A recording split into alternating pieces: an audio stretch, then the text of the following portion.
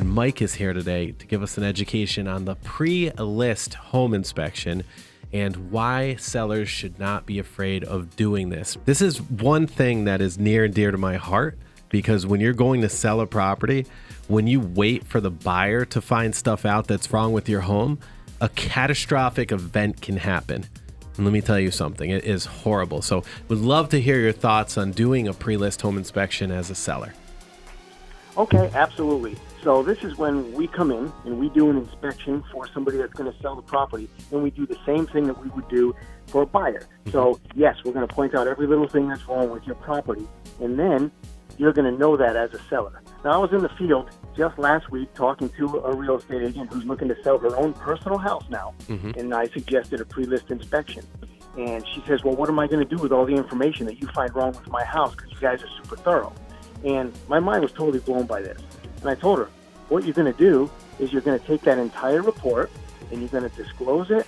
And if you fix any items, you're going to get documentation from the contractors. If you don't fix any items, no matter what's wrong with your house, you're going to sell it faster, guaranteed.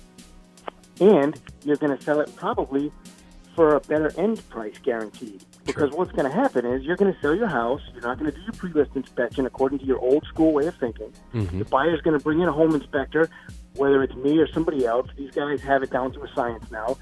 Somebody on the buyer's side is going to pick your house apart, and then they're going to ask you for all kinds of repairs or all kinds of money off the price of the house because they didn't know about all these things that were wrong with the house. It happens most of the time.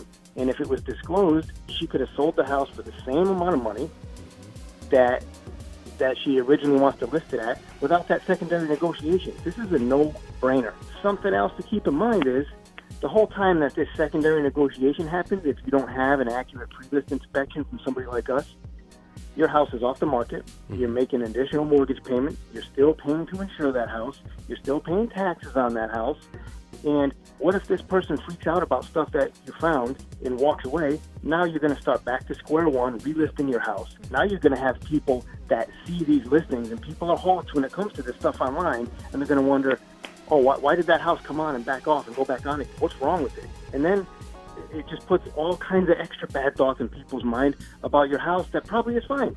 There's always a buyer for every house at the right price point. So no matter the condition of your house, if you're honest with what you're selling, deliberately by going above and beyond and putting out a pre-listing inspection report, like a detailed, full 50, 60, 70-page report, then you're going to get people that are interested in your house.